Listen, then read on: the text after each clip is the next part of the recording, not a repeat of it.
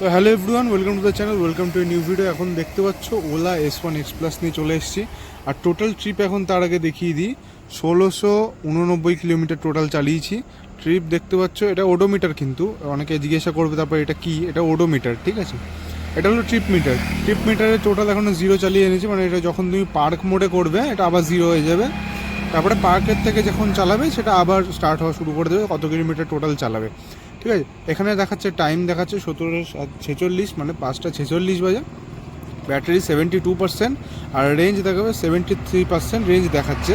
এই রেঞ্জটা নির্ভর করছে তোমার ওয়েটের উপরে না, এটা পুরোপুরি ওর থিঙ্কিংয়ের উপরে, যে এত কিলোমিটার, এত পার্সেন্ট ব্যাটারিতে এত কিলোমিটার যাবে। এটা কিন্তু কোম্পানি অপারেটেড, এটা কোম্পানি দিয়ে দিয়েছে, এটা কিন্তু তোমার ওয়েটের উপরে। এইটার উপরে কেউ বিশ্বাস করে কিন্তু গাড়ি চালাবে না, নিজে চালিয়ে রেঞ্জ টেস্ট করে তারপরে দেখবে যে তোমার ওয়েট ওয়াইজ কত কিলোমিটার 100% চার্জে যায়, ঠিক আছে।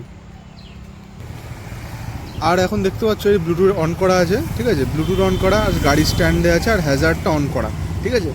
তো নেক্সট যারা যে প্রশ্নটা এসছে যে ডিআরএলটা চলে কিনা, এক মিনিট, ডিআরএলটা আমি দেখাচ্ছি। ডিআরএল যেটা আছে এটা যতদূর অবধি মনে হয় কোম্পানি দিয়েছে, কিন্তু এটা এখন অ্যাক্টিভ করেনি, এটা কোম্পানির একটা মার্কেটিং সিস্টেম, ঠিক আছে। তো এই ডিআরএলটা অলরেডি অ্যাক্টিভ আছে, কেন শুধু শুধু একটা কোম্পানি ডিআরএল দেবে কেন, ঠিক আছে। আর এইগুলো হল প্রজেক্টর ল্যাম্প। এখন প্রজেক্টর ল্যাম্পটা আমি দেখিয়ে দিচ্ছি। এই যে প্রজেক্টর ল্যাম্প, যারা যারা জিজ্ঞাসা করছে প্রজেক্টর ল্যাম্পের থ্রো কেমন, থ্রোটা একবার একটু দেখিয়ে দাও পিছন দিয়ে, কেমন নিচে লাইটের থ্রোটা পড়ছে। দেখো, এটা হলো এখন অবধি পুরোপুরি সন্ধ্যা হয়নি, আর থ্রোটা এরকম ঠিক পড়ছে, ঠিক আছে। তো এটা হলো গাড়ির প্রজেক্টর ল্যাম্পের থ্রো। আর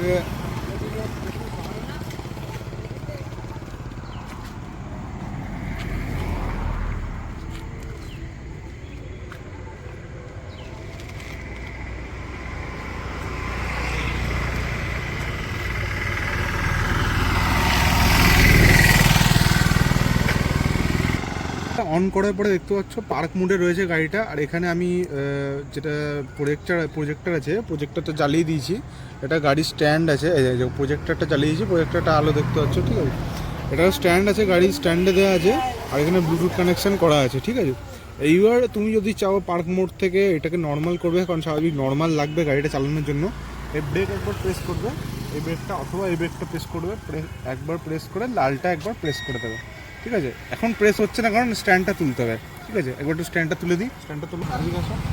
তখন স্ট্যান্ডটা তোলার পরে গাড়ি কিন্তু স্ট্যান্ডের যে সিগন্যালটা, ওটা সিগন্যাল কিন্তু বন্ধ হয়ে গেছে। এইবার গাড়ি স্টার্ট হবে। সব থেকে ভালো যে স্ট্যান্ড থাকলে গাড়িটা স্টার্ট হবে না, এটা সব থেকে ভালো জিনিস। অনেকে গাড়ি স্ট্যান্ডে আটকে যায়, ঠিক আছে। এই দেখো, একবার ব্রেকটা প্রেস করবো, আর লালটা প্রেস করলে গাড়ি কিন্তু নর্মালে চলে গেল। নর্মালে চলে গেলে সামনে একটা হালকা আলো সামনের দিকে দিচ্ছে, দেখো হালকা একটা আলো সামনের দিকে দিচ্ছে, ঠিক আছে। আমি দেখি দেখো এই লাইট দিয়ে, হ্যাঁ হালকাটা আলো সামনের দিকে দিচ্ছে, ঠিক আছে। এইবার যদি তুমি চাও তোমার রেঞ্জ বেশি লাগবে, তখন তুমি নর্মালটা একবার প্রেস করবে, একবার না, যদি তুমি চাও রেঞ্জ বেশি লাগবে, রেঞ্জ তোমার কী বলবো, যে তোমার স্পিড বেশি লাগবে, ঠিক আছে, রেঞ্জের ব্যাপার না, স্পিডটা যদি বেশি লাগে তুমি একবার প্রেস করবে, সেটা স্পোর্টসে চলে গেলো। দেখো এখন 72%-এ এটার ব্যাটারি 65 কিলোমিটার দেখাচ্ছে। আর যদি অনেকে জিজ্ঞেস করে ইকো মোডটা কী করে করবো, ইকো মোড কী করে আসে, ইকো মোড আসার জন্য এটা একবার লং প্রেস করে ধরে রাখতে হবে, তাহলে ইকো মোডে দিয়ে দেবে। ইকো মোডে দেখাচ্ছে 90 কিলোমিটার, ঠিক আছে। এটা হলো ডিসপ্লের উপরে, মানে ডিসপ্লেতে কী কী অ্যাকচুয়ালি কাজ করে সেটার উপরে স্ট্যান্ডটা দিয়ে দাও। গাড়ি নেওয়ার সময় চেক করে নাও, তাহলে তুমি সেই গাড়ির সঙ্গে সঙ্গে প্রবলেমগুলো সলভ হয়ে যাবে। প্রথমে চেক করবে কোনো জায়গায় প্যানেল গ্যাপ আছে কিনা। আমি একবার ভিডিও দেখাচ্ছি, এই দেখো, এইদিকে একটু ফ্ল্যাশটা দাও, ফ্ল্যাশটা দাও, নিচের দিকে দাও। এখানে দেখবে প্যানেল গ্যাপ আছে কিনা। যেই জায়গাগুলো গ্যাপ থাকে, প্যানেল গ্যাপ মিনস যে জায়গাগুলো প্যানেল গ্যাপ থাকবে, ডিসম্যাচ থাকবে, সেখানে তুমি একটা ভিডিও করবে। জায়গায় যে তোমার সেলস পার্সন থাকবে তাকে বলবে আমার এই জায়গাটা প্যানেল গ্যাপ রয়েছে, সেই জায়গাগুলো প্যানেল গ্যাপ ঠিক হয়ে যাবে, ঠিক আছে। গাড়িতে পুরো রকম চেক করবে, পুরো গাড়িতে কোনো রকম স্ক্র্যাচ না থাকে, ঠিক আছে, কোনো রকম ডেন্ট পড়া না থাকে, পুরো গাড়িতে চেক করবে। আরেকটা জিনিস চেক করবে,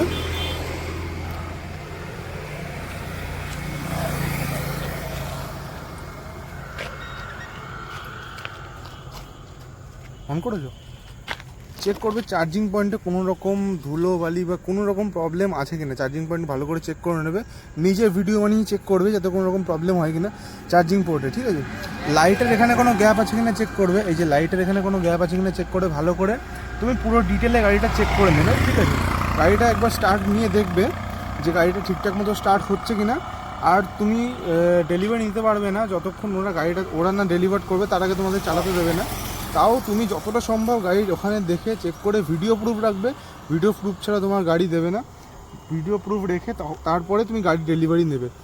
আর যাই প্রবলেম হয় না কেন একবার ভিডিও বানিয়ে নেবে, নাহলে কিন্তু তোমার এইটা প্রবলেমটা তোমার বলবে তুমি করেছো, ঠিক আছে।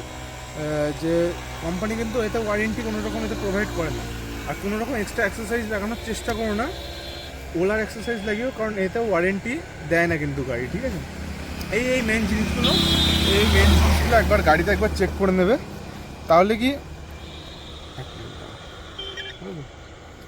এই মেন জিনিসগুলো একবার চেক করে নেবে, তাহলে তুমি গাড়ি ডেলিভারিতে কোনো রকম সমস্যা হবে না। এই গাড়িগুলো এই প্রবলেমগুলো দেখে নেবে। আর এইটা আরেকটা কোশ্চেন এসছে, এটা কোন কিলোওয়াটের, এটা 3 কিলোওয়াটের গাড়ি। পার কিলোওয়াটে 1 ইউনিট করে লাগে, কারেন্ট লাগে যখন চার্জিংয়ে দেওয়া যায়।